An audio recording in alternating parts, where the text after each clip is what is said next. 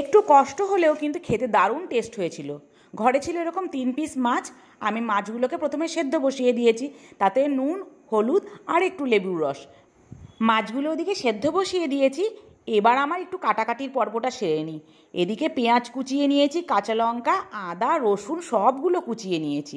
কোচানোর পরে মাছ যেই সেদ্ধ হয়েছে, হাত দিয়ে সুন্দর করে কাটাগুলোকে বেছে নিতে হবে।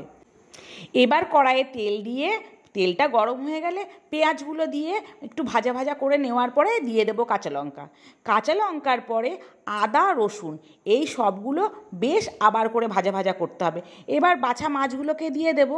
তার মাছগুলো দিয়ে নাড়াচাড়া করে তার মধ্যে ধনের গুঁড়ো, লঙ্কার গুঁড়ো, একটু গরম মশলার গুঁড়ো দিয়ে আবার কড়াইয়ে বেশ করে নাড়াচাড়া দিয়ে তারপরে সেদ্ধ করা আলুটা দিয়ে দেবো।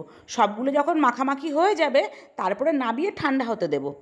ঠান্ডা হতে দিয়ে বেশ হাতে গোল গোল করে একটা শেপ দিয়ে বানিয়ে নেব। আমি গোল গোল করে বানিয়েছি, যে যেরকম বানাতে চায় বানাতে পারে। এরপরে আমি কর্নফ্লাওয়ার গুলে রেখেছিলাম, তার মধ্যে একবার করে চুবিয়ে বিস্কুটের গুঁড়োতে মাখিয়ে নিতে হবে। ব্যাস হয়ে গেল। এবার গরম তেলে সুন্দর করে ভেজে নাও আর সন্ধ্যার সময় খাও। তবে হ্যাঁ, এইগুলো যদি কেউ বানিয়ে ফ্রিজে রাখতে চায় রাখতে পারে। খেতে যখন ইচ্ছে করে ভেজে নিয়ে খেলেই হলো। আর সাথে একটু কাসুন্দি আর পেঁয়াজ কুচোনো, ব্যাস।